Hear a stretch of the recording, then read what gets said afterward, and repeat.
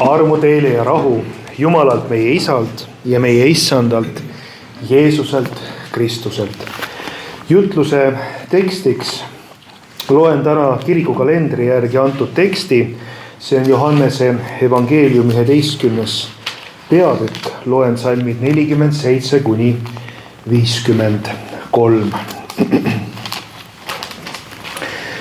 Seepeale kutsusid ülempreestrid ja variserid kokku suurkohtu koosoleku ja ütlesid: mis me teeme? See inimene teeb palju tunnustähti.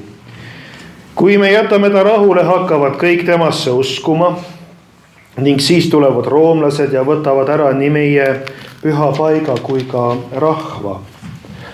Aga üks neist, Kaifas, kes oli tolle aasta ülempreester, ütles neile: teie ei tea mitte midagi ega mõtle, et teile on parem, et üks inimene sureb rahva eest, kui et kogu rahvas hukkub. Aga seda ta ei öelnud iseenesest, vaid tolle aasta ülempreestrina kuulutas prohvetlikult, et Jeesusel tuleb surra rahva eest.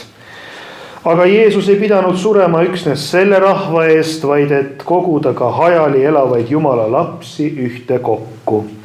Sellepärast sellest päevast peale võtsid nad siis nõuks Jeesus ära tappa. Aamen. Istuge palun.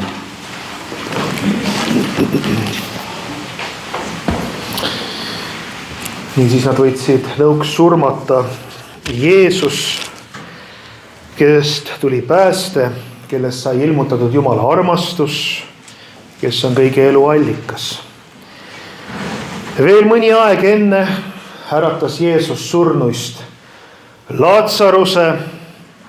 Laatsarus oli surnud, tema keha juba lehkas. See sündmus, see oli suur sensatsioon, eks ta oleks tänapäevalgi olnud.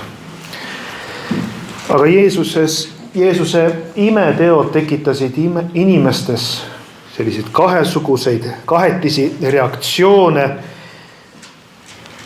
Aga nii võimas imetegu nagu surnuist üles äratamine, kui keha juba on nii palju lagunenud ikkagi. See pani paljusid juute uskuma Jeesusesse. Ja ometi oli ka neid, kes arvasid, et Jeesus ei ole päästja, et Jeesus ainult ässitab rahvast. Ja nii kutsuti kokku suurkohtu koosolek. Ja sellega leidsid kinnitust Jeesuse sõnad, kui ta jutlustas tähendamissõna rikkast mehest ja vaesest Laatsarusest. Too halastamatu mees ütles seal põrgu reaalsust kogedes, tsiteerin nüüd Luuka evangeeliumist: kui keegi surnuist nende juurde läheks, siis nad parandaksid meelt. Abraham aga ütles talle: kui nad ei kuula Moosest ja prohveteid, ei neid veena siis ka see, kui keegi surnuist üles tõuseks. Tsitaadi lõpp. Ja nii ongi. Inimese südant, mis ei soovi Kristust vastu võtta, päästet vastu võtta, kes ei tunne vajadust selle järele, ega ei muuda seda südant. Väga tihti ka see tõestus, isegi selline tunnustäht, kui keegi surnuist üles tõuseks. Jeesuse teod olid ju veenvad, neid oli palju, aga Jeesuse teod ei puudutanud. Kui näeme paljuti siin variserite, ülempreestrite südameid ja sündigu tänapäevalgi mis tahes. Väga tihti imeteod inimeste südameid ei muuda, kui seal on mingi teine soov, teine eesmärk, sest iga kord on võimalik ikka leida mingeid selgitusi, mingeid õigustusi, põhjendusi toimuvale. Inimene ei taha ka oma südant avada, kaitseb oma õigusi ja kurjus ka. Ta teab ju tõde, aga ega ta ei soovi seda tõde vastu võtta. Üleüldiselt kurjuse probleemiks siin maailmas ei ole kunagi see, et ta tõde ei tea, vaid see, et ta ei taha seda tõde. Ta vihkab tõde või vastandub sellele. Ja nüüd soovisid ka saduserid, variserid, ülempreestrid, nad soovisid üksmeelselt meelselt Jeesuse surma. Kõik see, mida nad püüdsid siiamaani Jeesuse vastu teha, see ei olnud efektiivne. Ametlik mittetunnustamine, Jeesuse sünagoogist väljaajamine, tema tõrjumine, katsed tema õpetust maha teha avalikult. See ei avaldunud mõju ja see ei vähendanud Jeesuse mõju rahvale. Ja mis nüüd juhtus? Nüüd tuli mängu selline nähtus, mis tihti inimesi mõjutab, ka praegusel ajal, on hirm. Variseridel ja ülempreestritel oli hirm. Neil oli hirm näiteks nende olukorras. Nad kartsid, et ehk Jeesus saab rahva seas liiga kõrge positsiooni. Nad kartsid oma võimu äraandmist. Nad kartsid, et roomlased võisid hakata jõuliselt maha suruma sellist rahva liikumist, mida võis tõlgendada ka mässuna. Igal juhul hirm hakkas neid juhtima. Juhtima vales suunas, Jeesusest kaugemale ja see võib meidki puudutada. Kui me mõtleme oma elule, kuidas meie usutee on, et ka meie võime teinekord millegi ees hirmu tunda, ebamugavust tunda, mingite raskuste ees, et küllap selline tunne on meil olemas olnud, selline kogemus on meil kõigil, et see on tuttav ka praegusel ajal. Ja tunneme hirmu teatud asjade ees, aga on ju selline hirm, mis takistab inimestel Jeesust vastu võtmast. Neid olukordi võib erinevaid olla. Üks on see kõige tavapärasem, võib olla hirm, mis takistab selliselt, et inimene mõtleb, mida teised temast arvavad. Me tahame ikkagi kuidagi olla oma selle sootsiumiga kooskõlas, kus me oleme, ikkagi hakkama saada, toime tulla, kuidagi ühenduses olla selle ühiskonnaga, kus me elame. Inimene ei ole loodud üksinda olema. Ja võib tekkida hirm, et mida teised arvavad, kui ma usun Jeesusesse. Selline hirm tänapäeval, ka see on hirm, mitte ainult teadmatuses, aga ka usuõpetuse eest koolides, et kui nüüd hakatakse õpetama, et järsku hakkavadki uskuma, hirm, et hakatakse midagi pähe määrima ja nii edasi. Et kui Jeesus saab keskse koha, tekib hirm, järsku me kaotame midagi. Järsku jääme millestki olulisest ilma. Ma mäletan, kui sain usklikuks, ka minul oli, mäletan see hirm, et kuidas peaksin nüüd hakkama ühiskonnale vastuvoolu ujuma, missuguseid selgitusi peaksin andma oma lähedastele, sugulastele. Et meil on hirm, et me oleme mingisuguse surve all, järsku me murdume selle surve all. Meil on võib-olla hirm selle patuse maailma keskel julgelt vastu võtta ja kuulutada Kristust. Mõtleme nendele hetkedele, kus meil on olnud hirm, näiteks kuulutada julgelt Kristust. Ehk siis, armas kogudus, meil võib olla hirm käia kitsast teed.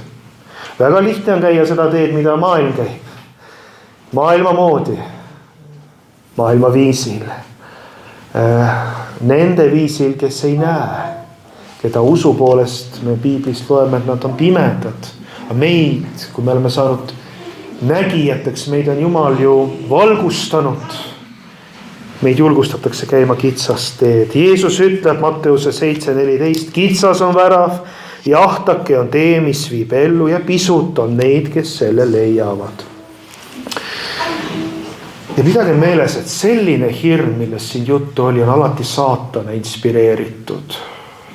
Tema poolt kuidagi sisendatud ja teenib tema eesmärke. Jeesus ütleb meile samuti Johannese 16:33, tsiteerin, maailmas ahistatakse teid, aga olge julged, mina olen maailma ära võitnud. Tsitaadi lõpp, nii ütleb Jeesust. Seda julgust on vaja, julgustust ka me vajame. Me teame, et julge ei ole see, kes ei karda, vaid julge on see, kes kardab ja vaatamata hirmule teeb seda, mis on õige. Ja saatan sisendab meisse hirmu, et meilt võetakse midagi ära. Tegelikult tema, saatan ise võtab meilt kõik. Ajaloost me teame, et paljud juudid ei võtnud Kristust vastu. Samas palju aastaid hiljem, pärast Jeesuse surma, hakkasid juudid roomlastele vastu oma meetoditega. Teame ajaloost, mis juhtus aastal 70 pärast Kristust. Juhtus nii, et siis hävitas väejuht Tiitus oma vägedega Jeruusalemma templi. Ja sellega kaotas juudi rahvas viimasegi osa oma iseseisvusest tegelikult. Jumal ei võta meilt midagi, vaid seesama, kes hirmu külvab, tema võtab meilt kõik. Ja lõpuks, kui meie maine teekond läbi saab, mida ta lõpuks ära võtab, ta võtab meie igavese elu lootuse ära. Ja see lootus saab olla ainult Kristuses. Nii et meilt võetakse ära kõik, kui me oleme juhitud Kristusest eemale. See on see põhisõnum. Ja ega kurjus külvab hirmu jätkuvalt, olgu see, mis ümberringi toimub, maailmakorralduse muutus, sõjad, hirmu külvamine. Jeesus julgustab meid vaatamata sellele, mis maailmas toimub. Me võime oma lootuse Jumalale panna. Jah, see ei lahene alati nii, et selles maailmas kõik paika loksub ja me saame kõigest heast kohe osa. Aga meie lootus on Jumalal. Meie kindlus on temale. Me saame läbida kõik raskused koos Jumalaga. Ja me ei pea kartma. Ja me võime rahu leida Jeesuse abiga. Ka rahutuste keskel. Oli aeg, kui külvati hirmu sellega, et suur osa Eesti rahvast küüditati. Mis oli nende süü, kes küüditati? Need olid tublid inimesed, kes mõtlesid tulevikule, kes suutsid veidi vara kõrvale panna, ei laristanud kõike lihtsalt ära. Need olid aktiivsed Eesti kodanikud, andsid ühiskonda oma panuse tegelikult ja siis nad tehti rahva vaenlasteks. Ja täpselt samamoodi oli ka Jeesusega. Jeesus tegi palju inimeste jaoks, ta tegi tunnustähti. Ta tegi seda, mis on õige. Tegi paljud inimesed terveks, tegi palju head ja siis ta otsustati hukata. See on see, mis siin maailmas toimub. Aga patu olemus ongi selline, et seda ei tehta patuna. Nõustute minuga, patu. Nii küüditamine, Jeesuse hukkamine, see toimus ju vastavalt tollal ajal kehtinud seadustele. Seda tehti seaduslikult. Nii et nõustute minuga, et pattu tehakse tihti peale nii-öelda seaduslikult, vastavalt seadustele. Ikka millegi hea nimel tehakse pattu. Pattu tehakse ühiskonna hüvanguks, pareman tuleviku nimel, suurema vabaduse ja progressi saavutamiseks, heaolu ühiskonna nimel, suurema vabaduse nimel. Igal juhul tänapäeval väga oluline loosung inimestele. Ja pattu ikka õigustatakse näidates, et sellest on suur kasu nagu paljudele. Ja nüüd ka ülempreester Kaifas tänases kirjakohas ütles Jeesuse kohta, tsiteerin tema sõnu, parem, et üks inimene sureb rahva eest, kui et kogu rahvas hukkub. Et siin sai patt ilusa sildi külge, selleks, et teha kõige jubedamaid tegusid. Ja selles on patu hävitav vägi, millele me inimestena ise ei leia lahendust, aga Jumal on saatnud lahenduse patu ja sellega kaasneva igavese hukatuse probleemile, see on Jeesuse kaudu, me teame.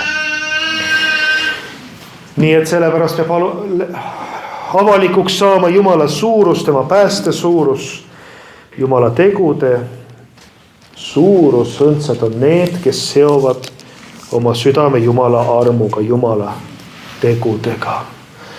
Igaüks meist täna saab mõelda, kuidas meie seda teha saame, mismoodi meie võiksime üle saada oma hirmudest ja kannatada viletsuses. Ma loen teile ühe kirjakoha veel ette, mis minule kuidagi täna tuli väga lihtsalt julgustuseks. Ja olgu see julgustuseks ka meile, kui me käime oma teed ja teinekord oleme kahtlevad ja mõtleme, et kuidas nii-öelda edasi minna, kuidas seda olukorda läbida, mis meil ees seisab. Aga apostel Paulus julgustab meid ja ütleb